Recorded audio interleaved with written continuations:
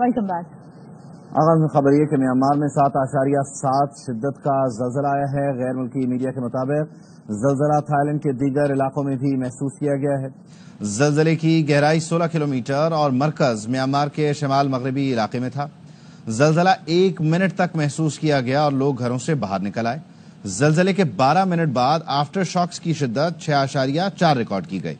Bangkok میں زلزلے کے بعد افراتفری، لوگ دفاتر، مالز اور گھروں سے باہر آ گئے۔ زلزلے کی شدت 7.7 بتائی جا رہی ہے۔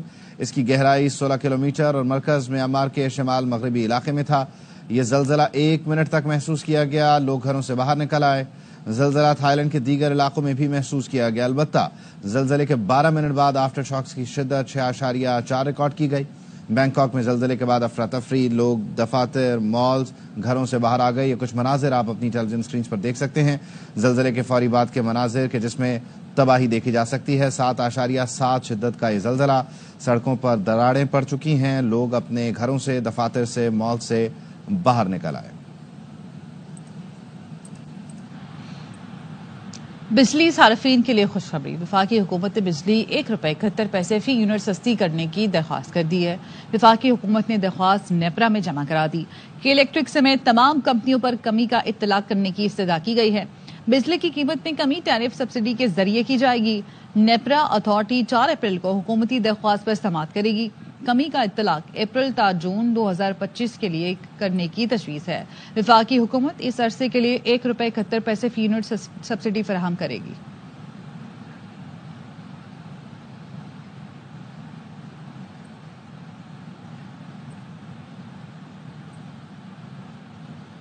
آئی ایم ایف نے کہا ہے کہ پاکستان کے ساتھ کلائمیٹ فائنینسنگ پر گفتگو کامیاب رہی ہے۔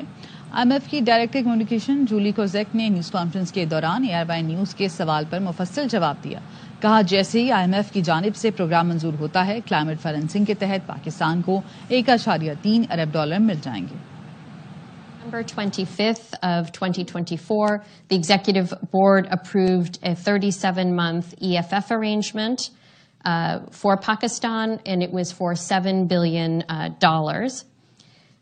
The first review took place, the first review mission took place recently, and a staff-level agreement on the first review was reached on March 25th. The EFF part, which is the first review under the program, once approved by the IMF's Executive Board, that would enable Pakistan to have access of about $1 billion for that disbursement. For the RSF, over the length of the arrangement, again, subject to approval by the IMF's Executive Board, the staff-level agreement references an amount of $1.3 billion. And that access will be over the life of the RSF, delivered in tranches. دہشت گردی کے خلاف حکومت کا واضح موقف۔ وزیر اعظم کی زیر صدارت بڑی بیٹھک ہوئی ہے۔ تفصیل کیا اظہر فاروق سے جان لیتے ہیں۔ جی اظہر بتائیے۔ اس اجلاس میں عسکری اور سول قیادت شریک ہوئی۔ چاروں صوبوں آزاد کشمیر اور گلگت بلتستان بھی نمائندے شریک تھے۔ جعفر ایکسپریس کے حملہ آوروں کو دنیا کے سامنے بے نقاب کرنے کے حوالے سے ایک فیصلہ کیا گیا ہے۔ یہ بھی فیصلہ کیا گیا کہ روایتی اور ڈیجیٹل میڈیا پر ملک دشمن مہم کا منہ توڑ جواب دیا جائے گا۔ اس کے ساتھ ساتھ یہ بھی کہا گیا کہ نیشنل ایکشن پلان کے تحت قومی بیانیے کو مضبوط کیا جائے گا۔ یہ بھی ہدایت کی گئی ہے کہ قومی بیانیہ کمیٹی جو ہے دہشت گردی اور بالخصوص جو شرپسند ہے اس کے اقدامات کو روکنے کے لیے مؤثر اور سرگرم اقدامات کریں۔ اجلاس میں یہ بھی فیصلہ ہوا کہ قومی بیانیہ اور ملک کی سلامتی کے خلاف کسی بھی قسم کے مواد کا سدباب کیا جائے گا۔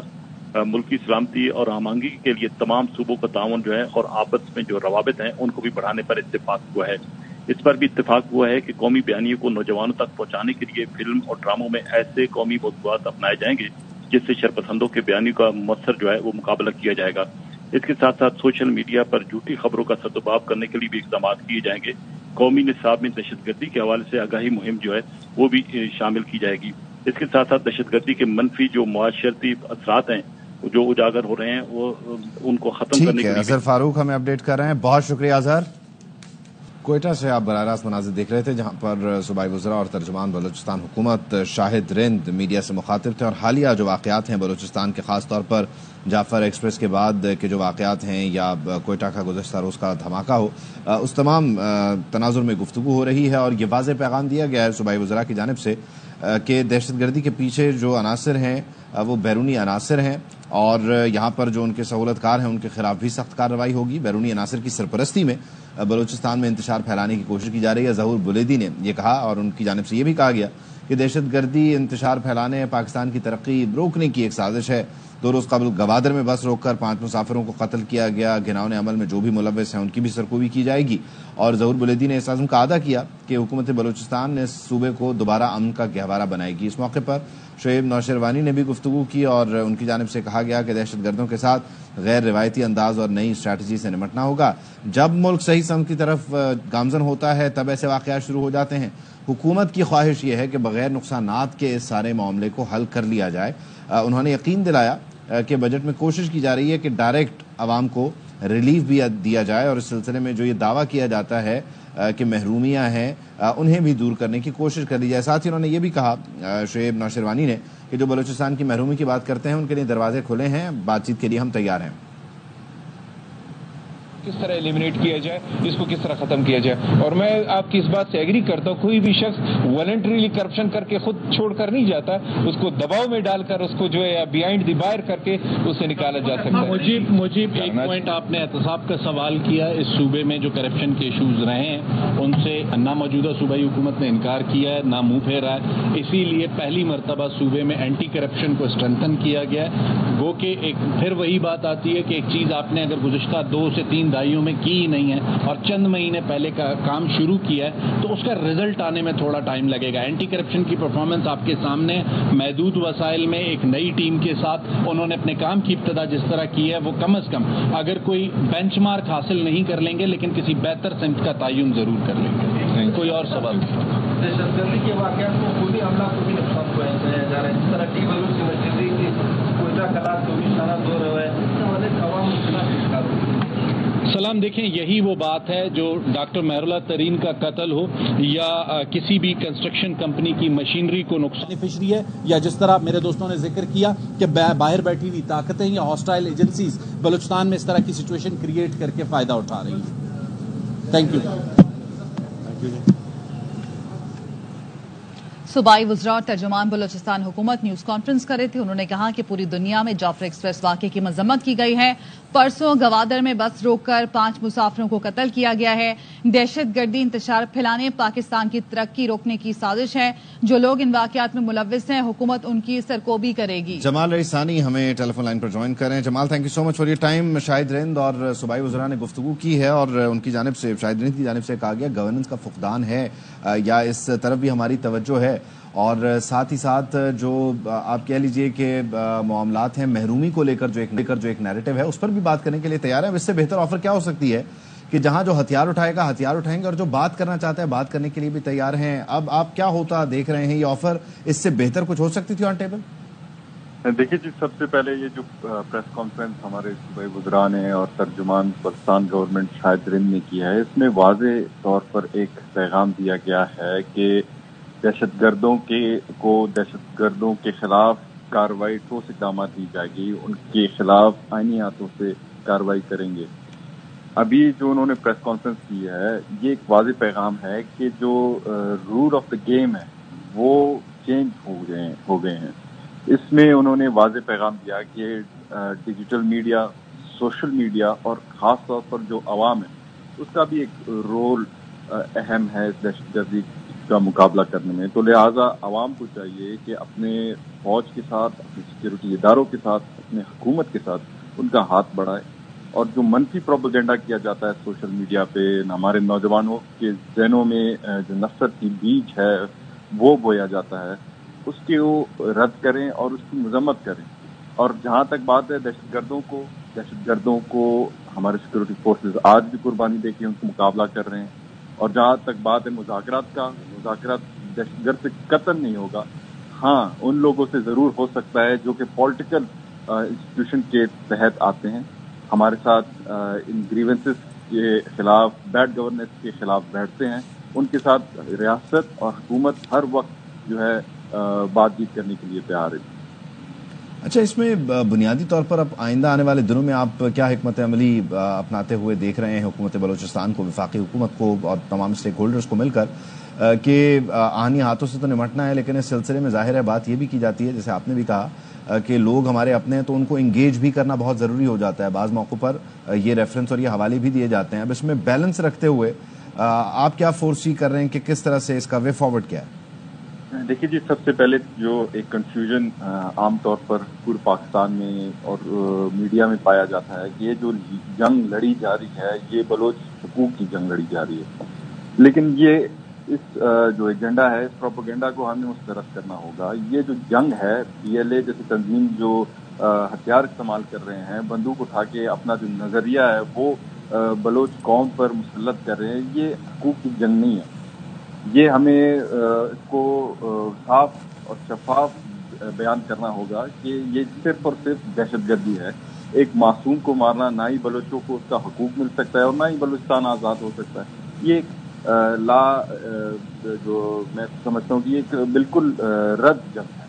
اور جہاں تک بات ہے گریونسز کی، حکومت ہر ٹائم یہ ان کا موقف رہا ہے کہ جو لوگ آئینی طور پر آئین کی دائرے میں رہ کر اپنے جو حقوق منوانا چاہتے ہیں، خواہ وہ تعلیم کے حوالے سے ہو، خواہ وہ صحت کے حوالے سے ہو، روزگار کے حوالے سے ہو، نوجوانوں کے مسئلے مسائل ہو، ان کے لیے ہم ہر ٹائم بات کرنے کے لیے تیار ہیں۔ لیکن ہمیں یہ سمجھنا ہوگا کہ یہ جو DLA جیسے تنظیم کر رہے ہیں، یہ نہ ہی ان کا کوئی لنک ہے گورننس کے ساتھ، نہ ہی ان کا لنک ہے کرپشن کے ساتھ، صرف اور صرف غیر ملکی ایجنڈا پر اپنے لوگوں کو شہید کریں، اپنے مسلمانوں کو شہید کریں۔ اور یہ بھی ہمیں جاننا ہوگا کہ یہ جو جنگ ہے یہ بلوچ اور پنجابی کے درمیان نہیں، بلکہ پاکستان اور دہشت گرد کے درمیان نہیں۔ اچھا، اس میں جمال بنیادی طور پر جو ایک چیلنج ہے اس نئے دور کا وہ ڈیجیٹل میڈیا ہے ڈیفینیٹلی، اور ڈیجیٹل میڈیا پہ جب آپ ایک ویڈیو اپلوڈ کرتے ہیں جس میں آپ یہ کہتے ہیں کہ آپ کو کپڑے بیچنا پڑے اور آپ کو جو ہے وہ بڑی مشکلات کا سامنا رہا، آلدو کہ آپ بلال میڈیکل کمپلیکس میں پڑے ہوں اور ریاست میں اس کے خرچے اٹھائے ہوں، لیکن وہ جب نیریٹو دنیا کے سامنے نہیں جا رہا تو وہ رونے والا جو معاملہ ہے وہ دنیا دیکھ بھی رہی ہے، بائی بھی کر رہی ہے، اس کا کاؤنٹر کیا ہے؟ اس نیریٹو کو کیسے ڈیفیٹ کیا جائے؟ کیا حکمت عملی اپنائی جائے آپ کی نظر میں؟ دیکھیے جی، سب سے پہلے تو یہ جو پریسر آج وزراء نے کیا، ترجمان نے کیے، اس میں واضح انہوں نے کہا ہے کہ یہ جو جنگ دہشت گردی کے خلاف ہے اس کے جو اسٹریٹجی ہے وہ ہمیں چینج کرنا ہوگا۔ اسٹریٹجی سے مراد یہ ہے کہ یہ جنگ پورے آپریشن سے بھی ہم ختم نہیں کر سکتے۔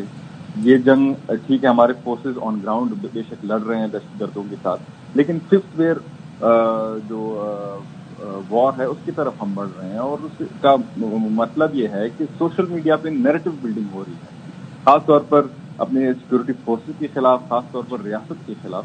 تو اس میں ایک ہمیں اہم کردار خاص طور پر نوجوانوں کو اور خاص طور پر میڈیا ہے اس کو یہ کردار ادا کرنا ہوگا کہ یہ جو کیا جاتا ہے فورسز کے خلاف یا حکومت کے خلاف، اس کی جو سورسز ہیں ان کو رد کرے اور جو حقیقت ہے وہ بیان کرے۔ جیسے کہ حال ہی میں سوشل میڈیا پہ کپڑوں کا آپ نے ذکر کیا، ہمیں پتہ ہے کہ جو لوگ ریاست سے اسکالرشپ کے اوپر ریاست سے وہ انسینٹیو لیتے تھے، آج وہی لوگ دھرنے بھی دیتے ہیں، آج وہی لوگ جو ہے ریاست کے خلاف باتیں بھی کرتے ہیں۔ تو یہ چیزیں، یہ جو عوام کا بھی کام ہے اور یقینی طور پر ساری چیزیں۔ Jamal sorry I have to interrupt, سابق نگران وزیر اعظم انوار الحق کاکڑ صاحب ہمیں جوائن کر رہے ہیں۔ کاکڑ صاحب thank you so much for your time. ابھی صوبائی وزراء نے گفتگو کی ہے، کچھ دیر پہلے کوئٹہ میں ترجمان بلوچستان حکومت بھی ان کے ہمراہ مخاطب تھے۔ بات یہی کی گئی ہے کہ بات چیت کرنے کے لیے تیار ہیں، لیکن اس صورت میں کہ اگر کوئی بات کرنے کے لیے تیار ہوں، ذرا بلوچستان کے ڈائنامکس میں ہمیں ایکسپلین کیجیے گا کہ جو حالیہ واقعات ہیں اس میں اب بات چیت کی کوئی گنجائش رہ گئی ہے تو شروع کہاں سے کیا جائے؟ دیکھیے، بات چیت یہاں سے شروع ہو سکتی ہے کہ یہ تمام کے تمام جو دہشت گرد گروہ ہیں وہ تائب ہو جائیں، وہ توبہ کی کیفیت میں آئیں، وہ اپنی غلطیوں پہ پشیمان ہوں، وہ اپنا ریمورس شو کریں، جو بے گناہ لوگوں کا خون انہوں نے بہایا ہے اس کی ریئلائزیشن ہو۔ اگر یہ والی ریئلائزیشن نہ ہو اور لوگوں کا یہ خیال ہے کہ ایک برابر فریق کے طور پہ ان کے ساتھ کوئی گفت و شنید ہوگی، تو میرے خیال میں یہ ایک غلط فہمی ہوگی اور شاید ایسا نہیں ہونے جانا۔ جو صوبائی حکومت بھی کہہ رہی تھی وہ یہی کہہ رہی تھی کہ جی آپ اپنی غلطی کا احساس کریں, آپ اس کو ایکنالج کریں, تسلیم کریں, تو پھر دوسرا فریق جو ریاست کے ساتھ جڑے ہوئے ہیں ان سے ہم کوئی نرم دلی یا رحم کی طرف اپیل کریں اور گنجائش نکالنے کی کوشش کریں. اگر یہ اسی طرز کہن پہ اڑے ہوں, اسی ضد پہ اڑے ہوں اور اپنے آپ کو حق پہ سمجھتے ہوں اور اس جو ایک غیر اخلاقی غیر قانونی جنگ انہوں نے بلوچ معاشرے پہ پاکستانی معاشرے پہ مسلط کی ہوئی ہے, اس کے نتیجے میں ریوارڈ تو نہیں دیا جا سکتا نا ان کو.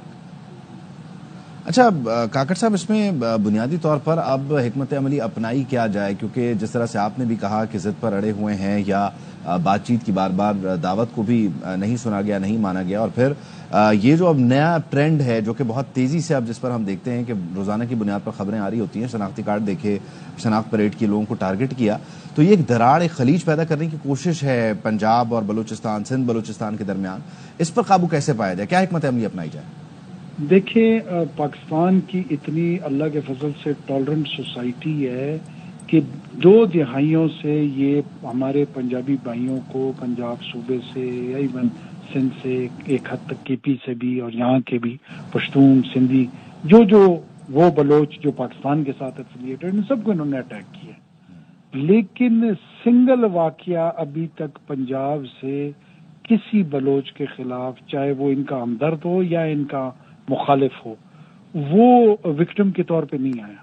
تو یہ اسٹرینتھ پاکستان کے ڈائیورسفائڈ سوسائٹی کی اور کلچر کی ہے کہ جو سول انریسٹ اگر کچھ قوتیں ہندوستان یا باقی خواب یہ رکھتی تھی وہ اللہ کے فضل سے ناکام ہو گئی ہے. اس سے زیادہ اور کیا ہونا ہے؟ جس طرح بے دردی سے بے گناہ لوگوں کو انہوں نے شہید کیا پنجابی بیک گراؤنڈ پہ سمجھ کے یا کسی پاکستان کے کسی اداروں کے ساتھ اس کی ایفیلیشن سمجھ کے, وہ نہیں ہوا.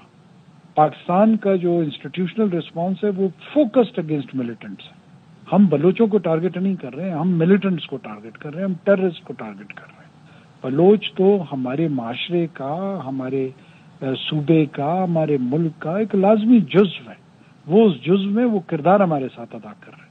تو لہٰذا سول انریسٹ کی مجھے جو ہے نا نہ کوئی سازش آگے بڑھتی ہوئی نظر آ رہی ہے, نہ انشاءاللہ کامیاب ہوتی ہوئی نظر آ رہی ہے.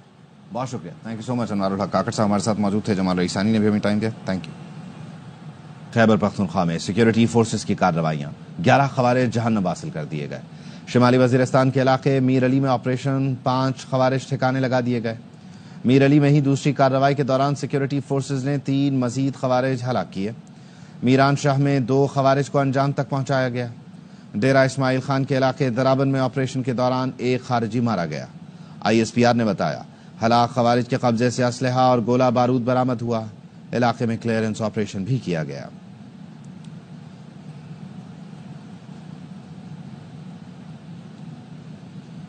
کوئٹہ سے اندرون ملک 17 روز بعد ٹرین سروس بحال ہو گئی. جعفر ایکسپریس کوئٹہ سے پشاور کے لیے روانہ ہو گئی.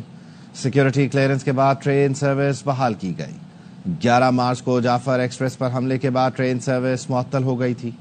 ٹرین سروس بحال ہونے پر مسافر مسرور ہیں. بہت اچھا لگ رہا ہے سر, اللہ کا شکر ہے, کافی عرصے کے بعد ٹرین شروع ہو گیا. ہر مسلمان کو اللہ میں خیر سے گھر پہنچا دے. ہم ریمیل خان میں جا رہے ہیں, ہمیں بہت اچھا لگ رہا ہے. حکومت نے بہت اچھا قدم اٹھایا ہوا ہے. ابھی سب گھر خوشی خوشی جائیں گے. ابھی اب بچوں میں جا کے عید منائیں, بہت خوش ہیں ہم. ہمیں بہت خوشی ہوئی ہے. ٹرین کا سفر کے لیے ہم بہت انتظار کر رہے تھے, کیونکہ باقی جو سفر تھے محفوظ بھی نہیں تھے اور کرایہ وغیرہ بہت مہنگا تھا. کراچی کے علاقے قائد آباد میں پولیس پر حملے میں روسی ساختہ دستی بم استعمال ہوا. بم ڈسپوزل اسکواڈ کے حکام نے بتایا جائے وقوع سے دستی بم کے 4 سے 5 ذرات ملے ہیں. RGD-1 دستی بم میں 64 گرام بارود استعمال ہوتا ہے. جائے وقوع سے دستی بم کا لیور نہیں مل سکا. پولیس کیمپ پر حملے میں 3 اہلکاروں سمیت 4 افراد زخمی ہوئے. زخمی اہلکاروں میں SSU کمانڈو بھی شامل ہیں. گورنر سندھ کامران ٹیسوری کا SSP ملیر کاشف آفتاب سے ٹیلی فونک رابطہ. پولیس کیمپ پر حملے کی رپورٹ طلب کی. SSP ملیر کا کہنا ہے ملزمان کو جلد گرفتار کر لیں گے. कैंप है जो कि हमने दुकानदार हजरात हैं और जो खरीदार हैं उनकी असिस्टेंस के लिए यहाँ पे कायम किया है। धमाके के नतीजे में हमारा एक SSU का जवान जख्मी हुआ है और उसके साथ जो कौमी रजाकार के हमारे PQR के 2 लोग थे उनको को मामूली जख्मात जो हैं वो आए हैं। एक राहगीर भी इसमें जख्मी है। सो इन टोटल 4 जख्मियों की इत्तला तफ्तीश करेंगे, CTT के साथ मिलकर करेंगे और जो भी मुल्ज़िमान इसके जिम्मेदार हैं उनको कैफ़र किरदार तक पहुँचाएंगे। खबर कराची से कायदाबाद पुलिस कैंप पर क्रैकर हमले की फुटेज सामने आ गई है। नजीर शाह हमारे साथ हैं, मजीद वो बताएंगे। नजीर बताइए। हैदराबाद पुलिस कैंप पर गुज़श्ता रात दहशतगर्दों की जानिब से क्रैकर हमला किया गया था, जिसकी CCTV फुटेज RY न्यूज ने हासिल कर ली है, जिसमें देखा जा सकता है कि क्रैकर हमला पुल के ऊपर से किया गया और फुटेज में पुलिस एहलकारों को भी कुर्सी पर बैठे देखा जा सकता है और क्रैकर बिल्कुल पुलिस कैंप के सामने फेंका गया, जो गिरते ही जब धमाका हुआ तो शदीद धुआं उठा और हमले के वक्त सड़क पर आमदोरफ्त भी देखा जा सकता है। ईद की खरीदारी के लिए लोग निकले हुए थे और जो बम डिस्पोजल स्क्वाड की रिपोर्ट है वो भी जारी कर दी गई, जिसमें बताया गया कि इसमें RGD-1 जो रूसी साख्ता हैंड ग्रेनेड है वो इस्तेमाल हुआ, जिसमें एक पुलिस एहलकार समेत 4 अफराद जख्मी हुए और पुलिस का यही कहना है कि इस वाक़े में मुलविस अनासिर के खिलाफ जल्द मुकदमा दर्ज करके उनके खिलाफ कार्रवाई का आगाज कर दिया जाएगा। जी बहुत शुक्रिया।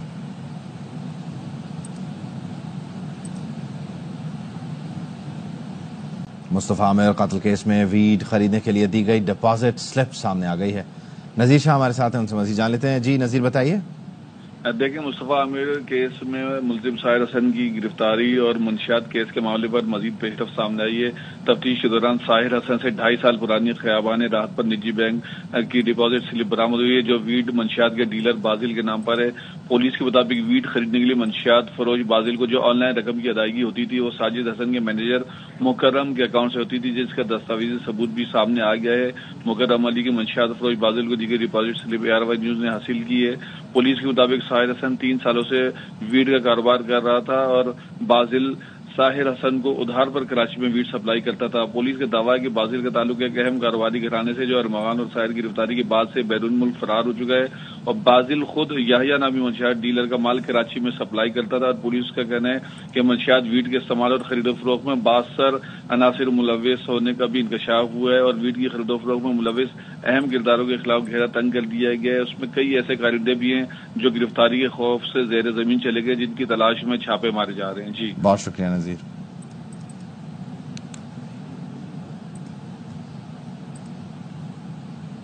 खबर दें आपको कि वफाकी हुकूमत ने बिजली ₹1.71 फी यूनिट सस्ती करने की दरख्वास्त कर दी है। वफाकी हुकूमत ने दरख्वास्त नेपरा में जमा करा दी है। अलीम मलिक मजीद बताएंगे। जी अलीम। देखिए, वफाकी हुकूमत की जानिब से बिजली ₹1.71 फी यूनिट सस्ती करने की दरख्वास्त दायर की गई है।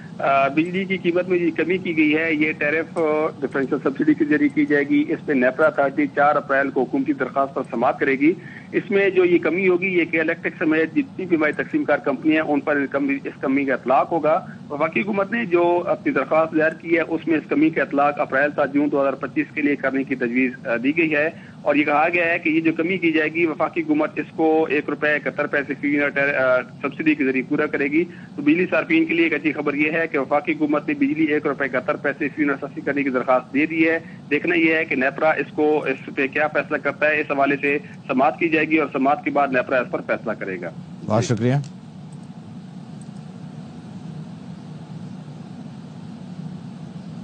अपडेट करें आपको कि सिंध हाई कोर्ट ने असिस्टेंट कमिश्नर्स के लिए डबल कैबिन गाड़ियों की खरीदारी की दरख्वास्त मुस्तरद कर दी है। असगर उमर हमारे साथ हैं, उनसे मजीद जान लेते हैं। जी असगर।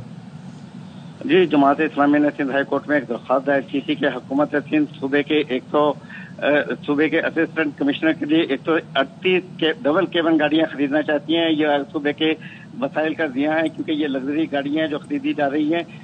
हुकूमत को चाहिए कि वो 1000 सीसी या 1300 सीसी की गाड़ियां खरीदे, क्योंकि ज्यादा बड़ी गाड़ी की खरीदारी से रकम भी ज्यादा खर्च होगी और पेट्रोल भी ज्यादा खर्च होगा। लेकिन अदालत का कहना था कि आप ये साबित करें कि ये किस कानून के खिलाफ वर्जी हुई है, क्योंकि हुकूमत का मौक़िफ़ है कि ये बजट में मंजूर किया गया था और बजट मुतफ़िक़ा तौर पर मंजूर हुआ था, इसलिए आपका कोई बुनियादी हक का अगर कोई मुतासर हुआ है तो ये बात करें। लेकिन दरख्वास्त गुजार का ये कहना था ये पूरे अवाम के हकूक़ मुतासर हो रहे हैं, उनके टैक्स कट रहे हैं, क्योंकि जो मुल्क IMF के हदायत पे चल रहा है तो हमें बजट को सोच समझ कर खारिज करना चाहिए, जबकि हुकूमत सिंध के वकील एडवोकेट जनरल का मौक़िफ़ था ये कवायद और पॉलिसी के मुताबिक खरीदी जा रही है और बजट में मंजूर शुदा है। अदालत ने दोनों का फरीकैन का मौक़िफ़ सुनने के बाद जमात इस्लामी की दरख्वास्त मुस्तरद कर दी। जी, बहुत शुक्रिया।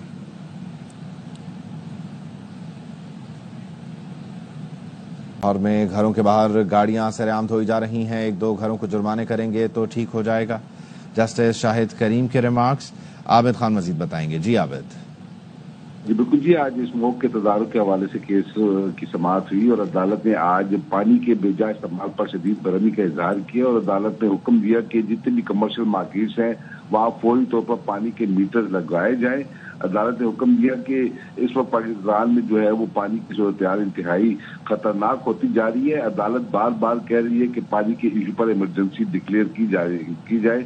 अदालत ने करार दिया कि घरों के बाहर लोग गाड़ियां सरेआम धोते जा रहे हैं और उन्हें कोई रोकने वाला नहीं। 1-2 घरों को जुर्माने किए जाए तो सब बाकी ठीक हो जाएंगे। वासक के वकील मियां इरफान अकरम ने अदालत को ये बताया कि पानी के मीटर्स की तनसीब के हवाले से जो है वो हुकूमत को 2 लाख मीटर्स की समरी भिजवाई हुई है ताकि खरीद कर उन्हें कमर्शियल मार्केट्स पर लगाया जाए। अदालत ने करार दिया कि आया चीफ सेक्रेटरी की सरबराही में एक कमेटी बनाई गई थी, सिर्फ कमेटी ही बनाई गई, उसके बाद क्या हुआ? अदालत ने अब हुक्म दिया है कि फौरी तौर पर मीटर्स खरीद कर जो है वो सार्फिन को दिए जाए और वहाँ उसकी कीमत भी सार्फिन से ही वसूल की जाए। इसके अलावा अदालत ने करार दिया कि पानी का इशू इंतहाई संजीदा है और पानी की कहर जैसी सूरत बनती जा रही है। इससे पहले कि सब कुछ जो है वो खत्म हो जाए, फौरी तौर पर हुकूमत को इस मामले में एक्शन लेना पड़ेगा। जी बहुत शुक्रिया Abid. District and session court Islamabad ने सहाफी वहीद मुराद की 50,000 रुपए के मशल्कों के एवज जमानत मंजूर कर ली है। फरूख एजाज मजीद बताएंगे। जी फरूख। जी बिल्कुल, 2 रोज़ा जिस्मानी रिमांड के बाद आज सहाफी वहीद मुराद को अदालत में पेश किया गया। अदालत ने सहाफी वहीद मुराद को पहले जुडिशल रिमांड पर जेल भेजने का हुक्म दिया था। इसके बाद अदालत की जानिब से वहीद मुराद की जमानत बाद गिरफ्तारी की दरख्वास्त पर समाअत हुई है। FIA हुकाम और इसके साथ साथ जो वहीद मुराद के वकला थे उनकी जानिब से जमानत बाद गिरफ्तारी की दरख्वास्तों पर दलाइल दिए गए हैं। अदालत ने अब सहाफी वहीद मुराद की जमानत बाद गिरफ्तारी की दरख्वास्त को मंजूर कर लिया है और 50,000 के मचलकों के एवज ये जमानत मंजूर है और अदालत ने अब सहाफी वहीद मुराद को रिहा करने का हुक्म दे दिया है। जी बहुत शुक्रिया। गर्मी हो या सर्दी, पाक फौज के जवान अपनी ट्रेनिंग में खलल नहीं आने देते, रोज़ों में भी अपनी सख्त ट्रेनिंग जारी रखते हैं। मजीद बता रहे हैं अलमास अहमद खान। कहते हैं कि रमज़ान की हालत में आम मुसलमान का भी ईमान ताज़ा होता है और फिर पाक फौज के जवान और ऑफिसर्स ये तो आते ही अपने मुल्क के दिफा के लिए हैं, रोज़े की हालत में भी ये बेइंतहा सख्त किस्म की ट्रेनिंग में मशगूल है।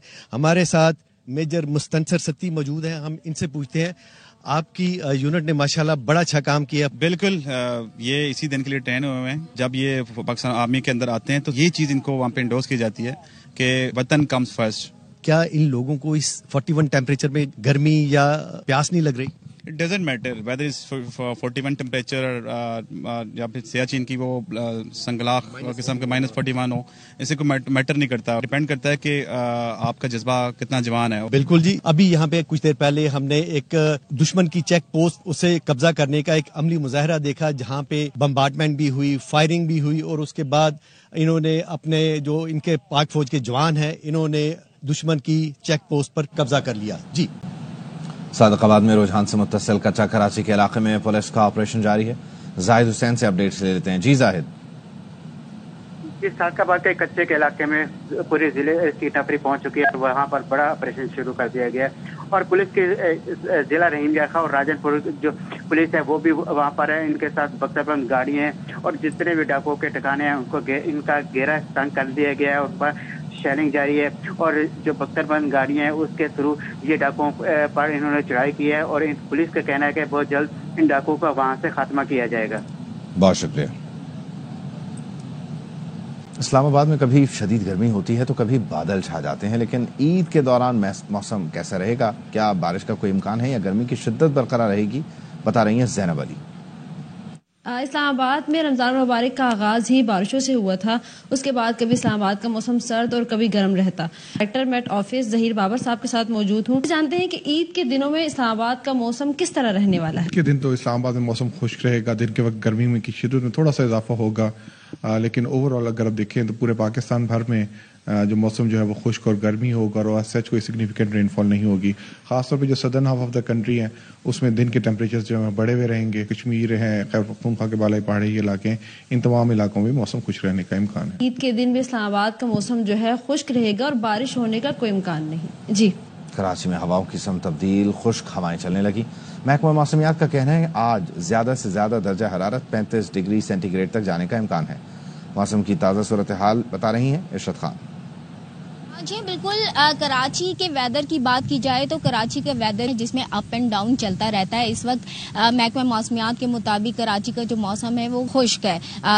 موجودہ درجہ حرارت کی اگر بات کی جائے تو وہ 26 ڈگری سینٹی گریڈ ہے, جبکہ کم سے کم 21.8 ڈگری سینٹی گریڈ ریکارڈ کیا گیا ہے. زیادہ سے زیادہ 34 سے 35 ڈگری سینٹی گریڈ جانے کا امکان ہے. محکمہ موسمیات کا یہی کہنا ہے کہ راتیں جو کراچی کی ہیں وہ قدرے خنک ہے, جبکہ دن جو ہے وہ قدرے گرم ہے. کیونکہ رمضان کے دن چل رہے ہیں تو شہریوں سے محکمہ موسمیات کا یہی کہنا ہے کہ زیادہ سے زیادہ سائے دار جگہ پہ رہیں اور دھوپ سے بچنے کی کوشش کریں. جی, لاہور کے علاقے ٹاؤن شپ میں 9 سالہ بچے کے قتل میں چچا ملوث نکلا. بابر ہمارے ساتھ موجود ہیں, ان سے تفصیل جان لیتے ہیں. جی بابر خان بتائیے. ٹاؤن شپ کے علاقے میں 9 سالہ معصوم بچے ابراہیم کے قتل کا معاملہ حل ہو گیا. اس کا قاتل اس کا سکا چچا نریاب اس احمد نکلا, جسے پولیس نے گرفتار کر دیا ہے. ڈی آئی جی انویسٹیگیشن سید اذہان رضا کے مطابق ملزم نے سکے بھتیجے 9 سالہ ابراہیم سیدی کے بعد قتل کیا اور جرم چھپانے کے لیے رسی کا پھندا ڈال کر اسے بے دردی سے قتل کر دیا تھا. ملزم نے اپنا جرم چھپانے کے لیے بچے کی نعش ملنے سے لے کر تدفین تک تمام کارروائی میں گھر والوں کے ساتھ حصہ لیا. ملزم کو گرفتار کر لیا جس نے اقبال جرم بھی کر لیا. پیش کی جا رہی ہے. جی بہت شکریہ.